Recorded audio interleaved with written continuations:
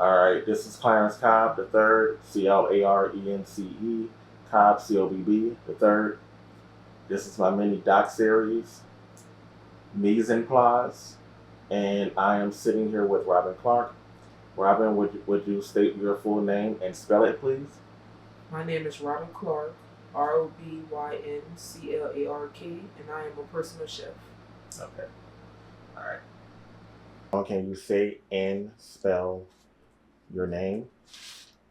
My name is Yvonne Clark, YVONNECLARK. I am an administrative assistant and sous chef at Gravy Gang, NOLA.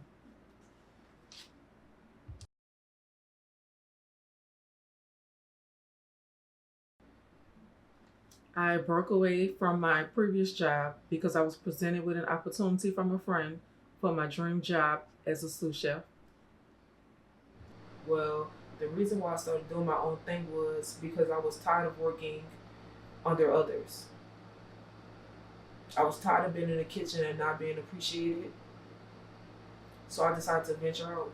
And pretty well it's been pretty great. It's been pretty great.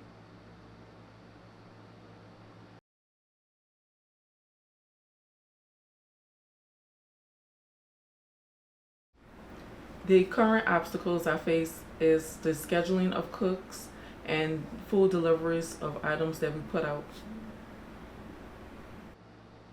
Some obstacles and challenges I have as a personal chef is when I first arrive at my client's house, I have to make sure I have all my ingredients. If not, I have to leave and go get the ingredients I don't have. Or when my client wants something else that he did not tell me previously before, I have to leave and go get that item the client wants. Or when a client has a friend over and they have an allergy to something, well, that's just a problem within itself. So I have to really be cautious around that. And one of the most important things is when a client requests something that I've never cooked before. That is a that is one of the biggest challenges I have. So now I have to learn it on the fly.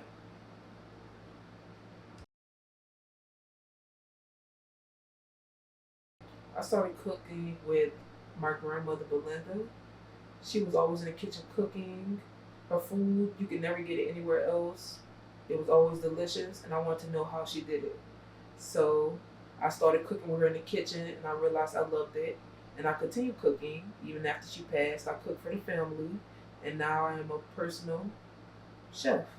I started out cooking in the kitchen on side my mom for holidays like Thanksgiving and Christmas, and it was just something that we would do every year for the family, everybody that came over to visit, and it was just a great learning lesson for me so that I can be able to do this for my friends and family as well as on my current job as a sous chef.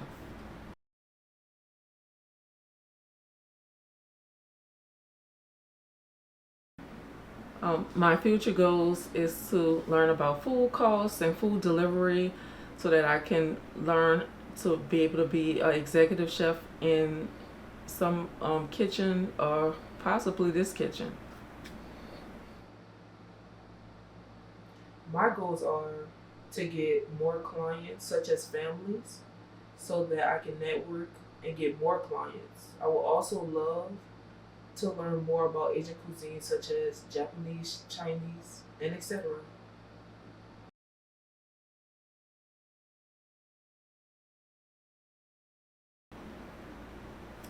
It's great to be a chef because I get to teach new cooks, create new menu items, and play around with new foods. As a personal chef, I get to cook for a small group of people on one person. It's a very intimate style of cooking. I love it very much. And the family, if I cook for a family, they get to see me in the morning, the first person they see, and at night, I'm the last person they see before they go to bed.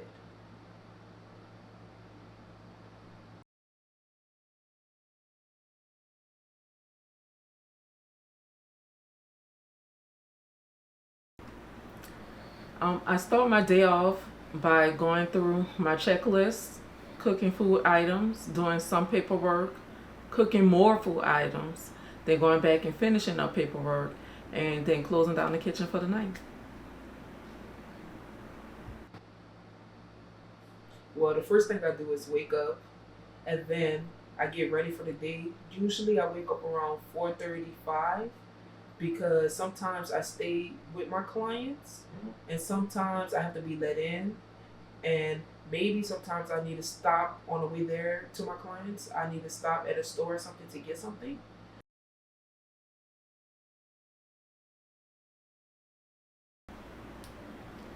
Leading others is a challenging role because you get to deal with a lot of personalities. You have those where they want to learn and they're so eager. Then you have those that you have that's not so eager, and it's challenging because you have to put in more effort.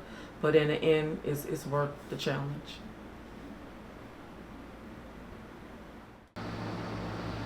Me as a personal chef,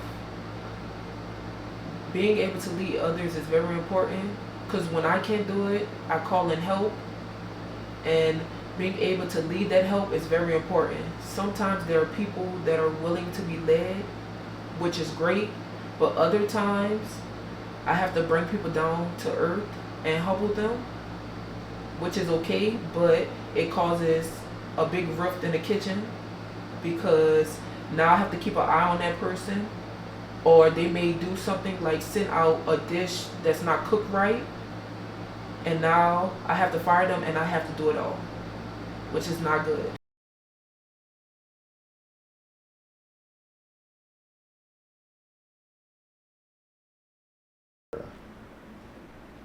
When hiring someone in a cooking position, I want to make sure that as a person with good time management skills, who is on time, eager to learn, follows directions, has good communication skills, and asks for help when needed.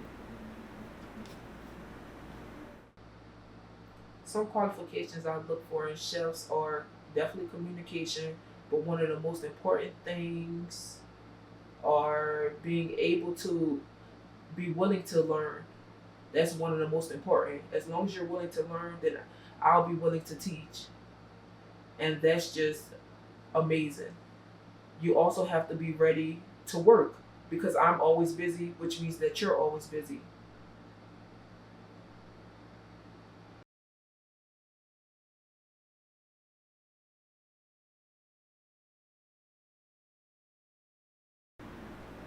And My favorite food items that I really enjoy is boiled seafood, the shrimp, crabs, so delicious. I can't control the flavors. The control of the flavors is delicious, but what I don't like is the smoked foods. I don't like that chalky smoked taste that stays behind after you eat it. So I'm not a fan of smoked foods. One of my favorite foods to cook has to be red beans. I love cooking red beans because on every Monday, my grandmother used to always cook red beans, and it just resonated inside of me. Later on, I found out people cook red beans on Monday in New Orleans because, well, used to on Mondays was laundry day, and on laundry day, people would leave the beans on the stove to cook while they did their laundry. What I enjoy doing on my off day, on my own time, is just relaxing, hanging out with my family, watching, catching up on some TV shows, or going down a rabbit hole, as my husband would say, of Jerry Springer or Maury, but mostly, just laying back, relaxing. Well, for my off days, in the beginning for my off days, I have to prepare menus. So when I come back, but then the fun starts. So I like to read books. I like to listen to music. I like to watch Chinese dramas. Most of the time, I like to go out with friends. We go to a lot of different places. Sometimes we even just like to be in each other's company. So that's mostly what my off day consists of.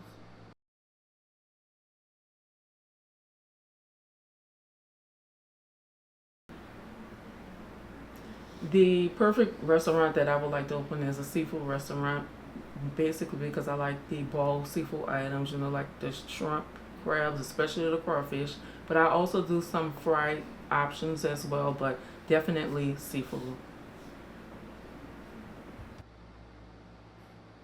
If I was ever to open anything, I would want to open a pastry shop. It would be called Sweet Revenge, and I'll be making cupcakes, cakes. I even do wedding cakes, brownies, cookies, seasonal things, seasonal based pastries, and even like I'll cook like this cookie heart with a crack in the middle with icing coming down like a broken heart if they like. So yeah, that'd be cool.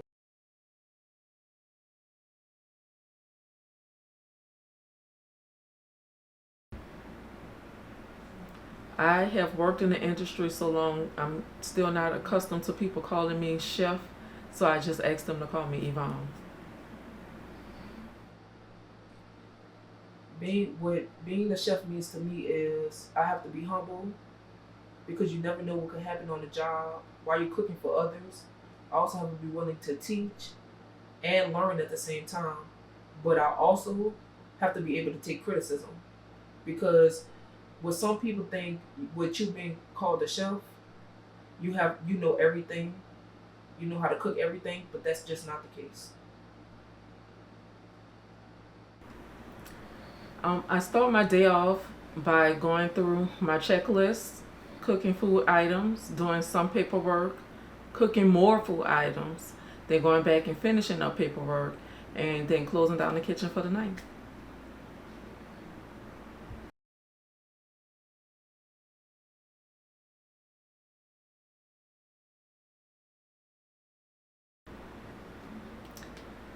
On my first day on a job, it was hard because I was nervous. I had a lot to learn in regards to the different people's names. I had to assist with dealing with different job duties, issues. It was a lot for me to learn, and it was just a good and a bad experience because it was good because of I was obtaining new knowledge, and it was bad because it was an experience that I had to figure out. My first time, I was terrified. I was in someone else's kitchen, someone else's home, and some of their kitchen equipment didn't work efficiently. And I kept asking my client questions about their kitchen. I kept saying that they were getting annoyed. I could tell on their face. And so I also forgot salt, which is an amateur move, but I did forget it. But at the end of the day, everything went great. And so now I come back and cook for their client once or twice a month.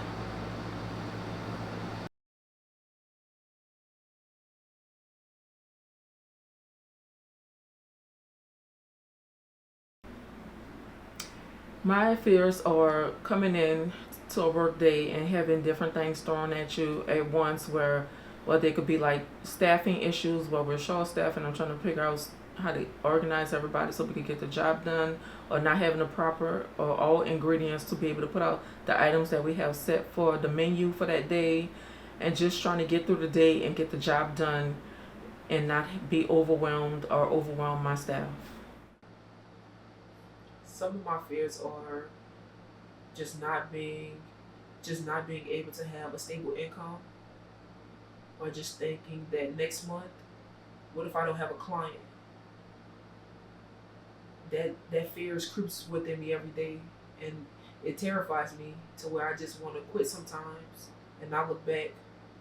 But then I think about the harassment I faced and my old chef just saying the things he did say to me, and I just look forward because I do have goals. I do want to do more things in the future. I want to be able to open my own restaurant. So yes, I don't let the fear hold me down. One crazy story that we had was we were selling chopo oysters, and we had a customer that came in to buy some, and at the time we had just ran out, and we tried to explain that it was a first come first serve, limited supply, but the customer was so upset that she just walked out without any other word or apology. One of my craziest stories is once I was working at a Mexican restaurant and this customer comes and she orders a burrito. So I make the burrito exactly how she said she wanted it. And she even got a meal with it. And so we rung her up and we was giving her the food, and then all of a sudden she just got angry, started yelling. We calmed her, we were able to calm her down, and we asked her what was the problem, and she said we rung her up for too much. So we're telling her, ma'am, this is the price for everything she ordered. And so she got even more mad. She started just going off, and so then after all that, she stopped talking to us and she went back in the line. So I went back around and I remade a different burrito for her, and we made it all the way back to the front and we rung it up, and it was the exact same price as the first burrito. She thought it was gonna be different because she had got something different on the burrito. And so she got even more upset, saying that we should now give her the burritos for free because now she's emotionally distraught. It was crazy.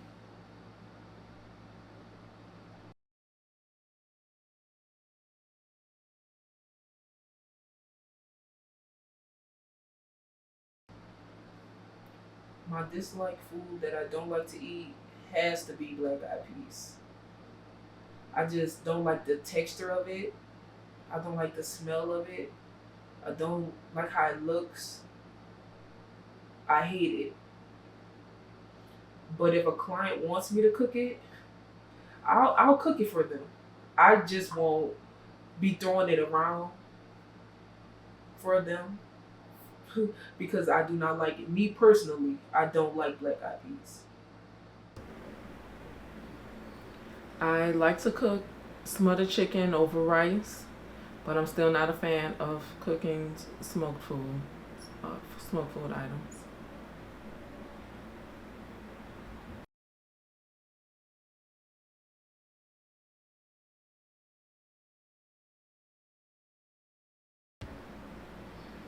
I enjoy the job because I get to teach others different menu items, different cooking styles. I get to also learn in regards to ordering different foods, ordering different items, and paper and doing the paperwork for the day.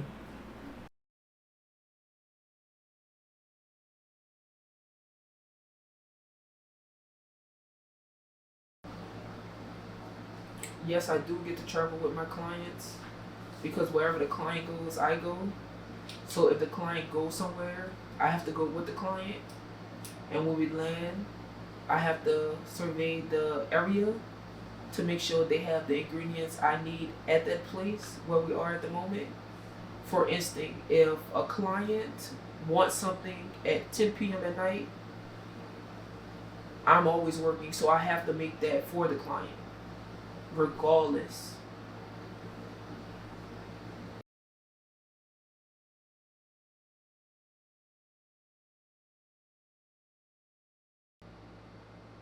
Some successes are when I'm able to provide my client with everything they want. That is a big success. While some negatives are when I'm not able to provide my client with everything they want.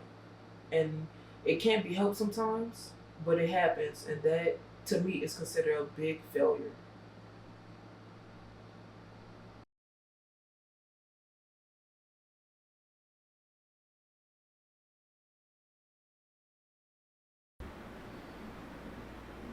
My advice for someone who wants to be a chef would be to just go for it, take the plunge. I mean, you only live once. Seize the opportunity. My advice as a personal chef to someone who wants to be a personal chef is to take the leap. Always trust your gut, trust yourself, because at the end of the day, no one can stop you. So just take the leap. Me as a personal chef, I always go through things every day, but I overcome them. So should you. So just take the leap.